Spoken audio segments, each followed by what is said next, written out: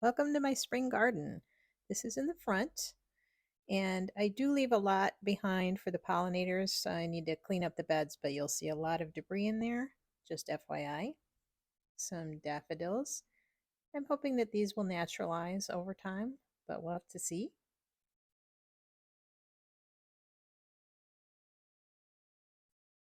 These are some tulips. I get most of my bulbs from either John Sheepers or Tulip World, and lots of maple seedlings in here. Some grape hyacinth. I'm hoping these will naturalize as well. I planted a lot of them, but some of them got dug up. Somebody was digging in the bed in the fall and pulled up a lot of bulbs.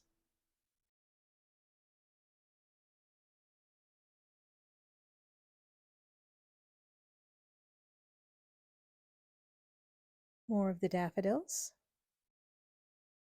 This was a blended mix.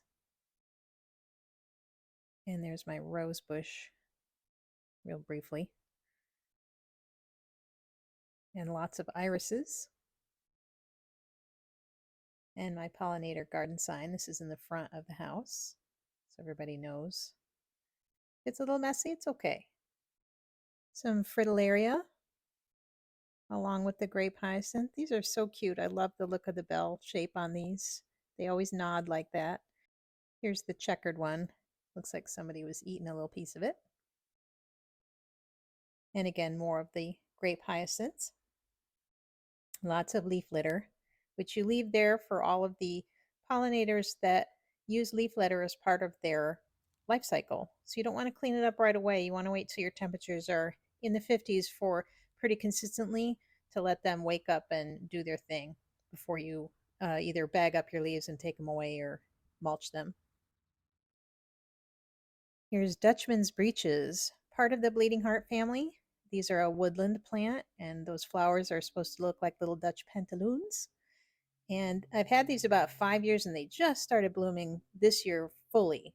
And in fact, they're starting to spread right here. You can see I have a couple of little ones that have spread. The back large bed with daffodils, there's irises, some tulips, lots to do back here for cleanup. These are teeny tiny little daffodils or narcissi, and I can't remember what they are. I've had them for a few years now, but look how sweet and tiny these blooms are. These daffodils were already here when we moved in 8 years ago into this property. There was just one little clump, and I have been just dividing it and putting them in various places around the garden.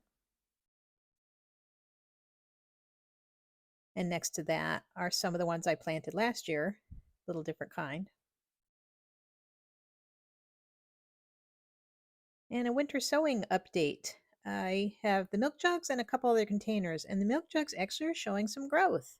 I've got some rudbeckia in this one. It's a little hard to focus. And these are snapdragons, the apple blossom snaps that I had no success with inside. I'm having a lot more outside, so yay. And now some of my other seedlings. See the difference light makes between these two coleus? It's the same rainbow volcano, and one got more grow light than the other. Isn't that crazy? This is some of the thousands of black dragons that I have. And this is chocolate mint coleus. So here are some of my other seedlings. I planted too many seedlings. I couldn't help myself, and now I have lots, and I don't really have the grow space for them. I have a couple of lights, but I really need more, as you saw from that one that didn't do so well. That's my cat wanting some catnip in the background, if you can hear her. I just gave her some, but she wants more. Look at this. This is chocolate mint coleus. Oh, so pretty. So pretty. I've got money plant. That's a first for me. The 20 bronze snapdragons looking good. And tons of black dragon coleus. So much black dragon. I think I've got 50 because I couldn't bring myself to get rid of the ones that I picked out. There's some more of the rainbow volcano, and those are some impatiens. And this beauty, let me get this. There's a better light here. Isn't that pretty? This is, hi. This is a coleus I took from a cutting. In fact, I think in the bottom, look at that leaf right there that's snipped. That was the cutting that I took back in the fall and has grown this much. And I've taken a couple other cuttings and made some plants. So boy, I'm having a lot of luck with the coleus propagation, I'll tell you that.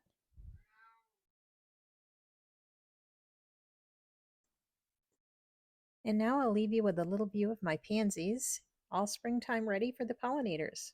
See you next time.